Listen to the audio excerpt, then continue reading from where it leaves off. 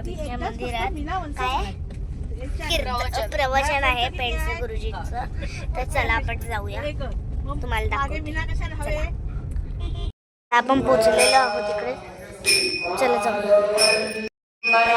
दिगंबरा दिगंबरा श्रीपाद वल्लभ दिगंबरा दिगंबरा दिगंबरा दिगंबरा श्रीपाद वल्लभ दिगंबरा दिगंबरा श्रीपाद दिगंबरा श्रीपाद वल्लभ दिगंबरा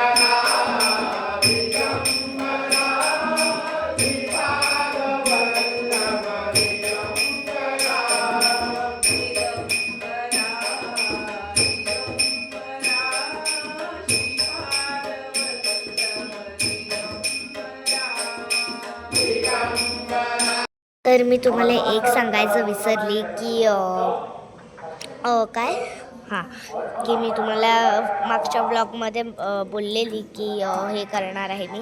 माझा आता कधी व्लॉग होईल माहीत नाही. तर आज माझे स्कूल आहे, पण आज माझा व्लॉग होतो आहे कारण मी प्रवचनाला आलेली आहे आणि गुरुजी आलेले आहेत. मी तुम्हाला थोड्या वेळाने दाखवते. मी आता टेरेसवर आहे ना, गेम खेळायला आले. चला.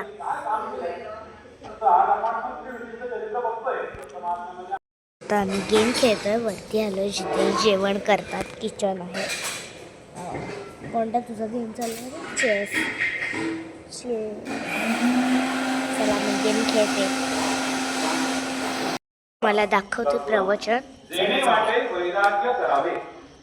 ज्याला असं वाटतंय की मला वैराग्य आलं पाहिजे, वैराग्याची भावना देण्यासाठी वैराग्य करावे, ते असलं पाहिजे असे अभ्यासही करतात. हे असं वैराग्य सुद्धा अभ्यासाने आलं पाहिजे. नाहीतर इथून स्टँडवर जाईल आणि गाडी मिळत नाही म्हणून परत येईल.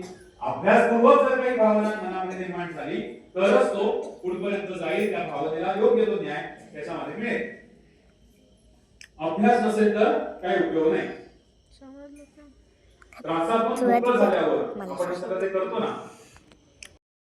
तर आता मी इथे खूपच थंडी आहे मंदिरात, ब्राह्मणवाडीत. आता इथे जेवण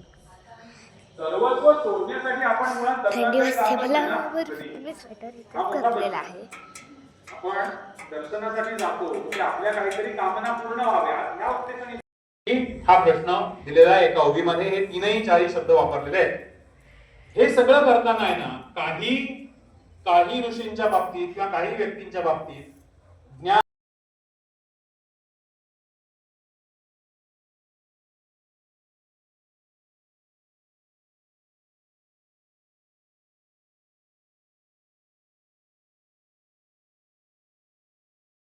हा आपला ब्लॉग आवडला असेल तर लाईक करा, शेअर करा आणि चॅनलला सबस्क्राईब करायला विसरू नका.